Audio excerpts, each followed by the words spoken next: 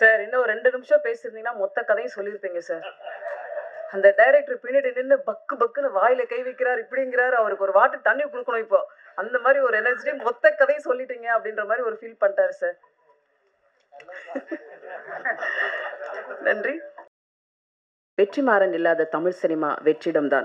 சமகால தமிழ் சினிமாவில் உங்களைப் போல் எவரும் உணர்வுகளை பேசவில்லை, உரக்க அரசியலும் பேசவில்லை.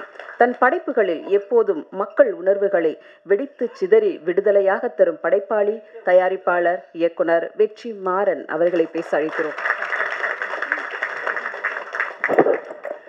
எல்லாருக்கும் வணக்கம்.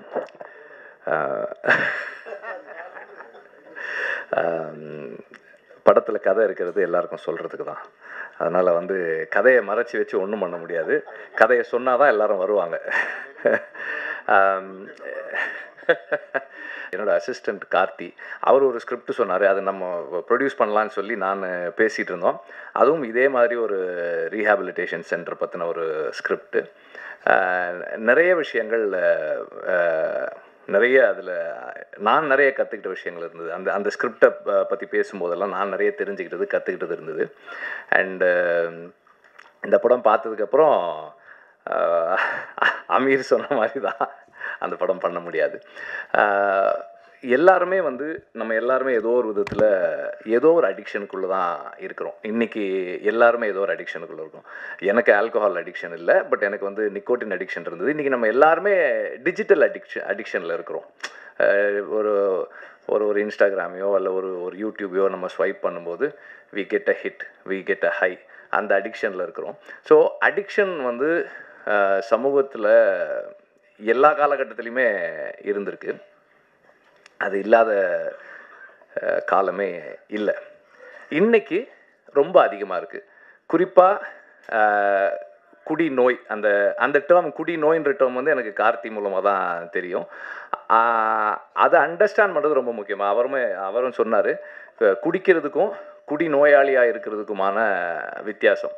அதை இது ரொம்ப அழகாக பேசுது. இப்போ ஒரு 25 வருஷத்துக்கு முன்னாடி, ஒரு 30 வருஷத்துக்கு முன்னாடினா ஒரு ஊரில் அல்லது ஒரு தெரு இருக்குன்னா அதில் ஒரு 5 வீட்டில் இருக்கிற ஆண்கள் குடிப்பாங்க. ஒரு வீட்டில் இருக்கவர் இந்த மாதிரி குடிநோயாளியாக இருப்பார். இன்றைக்கி ஒரு தெருவில் ஒரு வீட்டில் இருக்கவர் குடிக்காமல் இருந்தாலே பெரிய விஷயமா இருக்குது. தெருவில் 10 குடிநோயாளிகள் இருக்கிறாங்க. இந்த காலகட்டத்தில் பாட்டில் ராதான்ற ஒரு படம்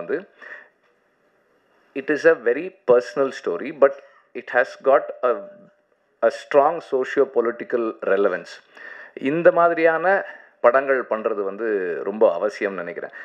ஒரு தனி மனிதனுடைய வாழ்க்கை it is a political expression தான். ஸோ அந்த அடிப்படையில் ஒரு தனி மனிதன் அவனுடைய குடிநோய்க்கு நம்ம எக்ஸ்கியூஸ் சொல்ல முடியாது. பட் இருந்தாலும் இன்றைய காலகட்டத்தில் இந்த படம் பேசுகிற அரசியல் ரொம்ப முக்கியமான அரசியலாக நான் பார்க்குறேன். ஒரு டி அடிக்ஷன் சென்டர் என்னவா ஃபங்க்ஷன் பண்ணுது, என்னவா இருக்குது, அதுக்குள்ளே இருக்கிற சிஸ்டம் என்ன, அது என்ன மாதிரி ஃபங்க்ஷன் பண்ணுது, அதுக்குள்ளே என்னெல்லாம் இருக்குது.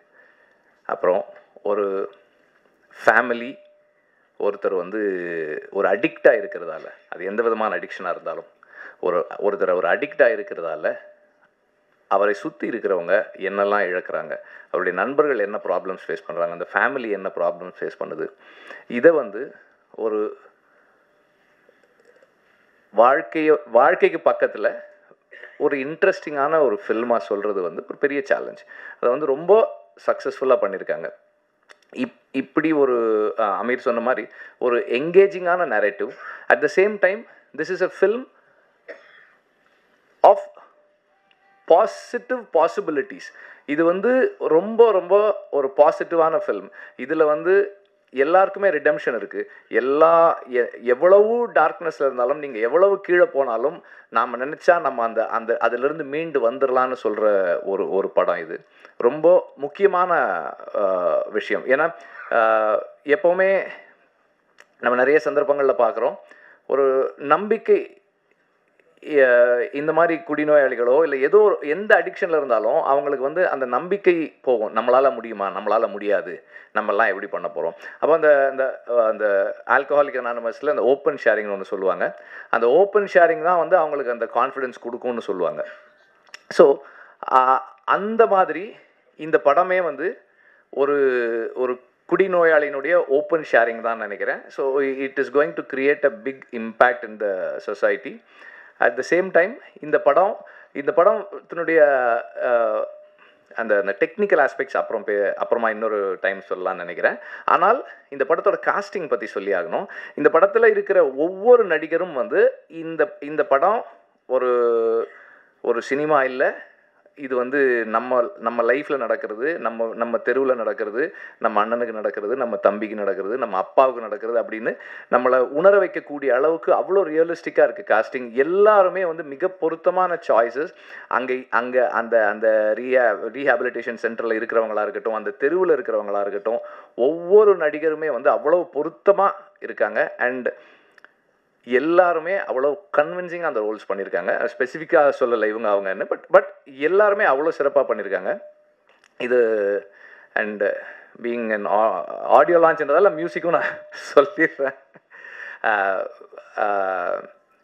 ஒரு எப்படி ஒரு ஹார்ட் பீட் மாதிரி இருக்குது. எங்கேயுமே நம்ம வந்து அதை ஃபீல் பண்ண முடியல, ஆனால் அது இல்லைன்னா நமக்கு என்ன ப்ராப்ளம்ஸ் இருக்குமோ அந்த அளவுக்கு இருக்குது. பேக்ரவுண்ட் ஸ்கோரு பியூட்டிஃபுல்லாக பண்ணியிருக்காரு. சாங்ஸ் நம்ம கேட்டோம், நல்லாயிருக்கு. ஒவ்வொருத்தருமே அவங்க ஜாபை சரியாக செஞ்சுருக்காங்க. அது வந்து அது டைரக்டரோட கிரெடிட் தான். Exceptional work as a writer and as a film maker. ஏன்னா ஒரு கன்ஃபைன்டு ஸ்பேஸ்க்குள்ளே ஆடியன்ஸை என்கேஜ் பண்ணுறது, இன்றைக்கி இருக்கிற நிலைமையில் ஆடியன்ஸை என்கேஜ் பண்ணி வைக்கிறதும் அவங்கள எமோஷ்னலாக மூவ் பண்ணுறதும் வந்து ஒரு பெரிய சேலஞ்ச். அது வந்து ரொம்ப சக்ஸஸ்ஃபுல்லாக பண்ணியிருக்காங்க. I was very engage. Aamir சொன்ன மாதிரி நான் ரொம்ப என்கேஜாக இருந்தேன் இந்த படத்தில். அண்ட் ஒவ்வொரு கேரக்டரும் அவங்களோட எனக்கு உணர்வுபூர்வமான ஒரு ஒரு கனெக்ட் இருந்தது. எல்லாத்துலேயும் ஏதோ ஒரு இடத்துல என்னுடைய நண்பர்களையோ என்னையோ அல்லது எனக்கு தெரிஞ்சவங்களையோ நான் என்னால் பார்க்க முடிஞ்சுது. அது அந்த ஒய்ஃபாக இருக்கட்டும், அந்த குழந்தைகளாக இருக்கட்டும், அந்த அந்த அந்த பாட்டில் ராதான்ற கேரக்டராக இருக்கட்டும், அவனோட ஃப்ரெண்ட்ஸாக இருக்கட்டும், எல்லாருலேயுமே வந்து ஏதோ ஒரு இடத்துல நான் வாழ்க்கையில் சந்தித்த நபர்களை என்னால் பார்க்க முடிஞ்சுது. அந்த அளவில் அந்த writer and the director have succeeded. And இப்படி ஒரு படத்தை ப்ரொடியூஸ் பண்ணதுக்கு முதல்ல பலூன் பிக்சர்ஸுக்கும் ரஞ்சித்துக்கும் என்னுடைய பாராட்டுக்கள். இது வந்து இந்த மாதிரி ஃபில்ம்ஸ் வந்து ஸ்டார்ட் பண்ணும்போதே வந்து இது மெயின் ஸ்ட்ரீம் இல்லையே அப்படின்ட்டுருவாங்க. ஆனால் மெயின் ஸ்ட்ரீமுடைய biggest factor is identifiable element. இதில் இருக்கிற அந்த எல்லாத்தையுமே நம்ம வந்து இந்த கதாபாத்திரங்களை நாம் எவ்வளோ ஐடென்டிஃபை பண்ணிக்கிறோன்றது தான் இந்த படத்தினுடைய சக்ஸஸாக இருக்கும்ன்றதை நான் உறுதியாக நம்புகிறேன். நன்றி. நன்றி சார்.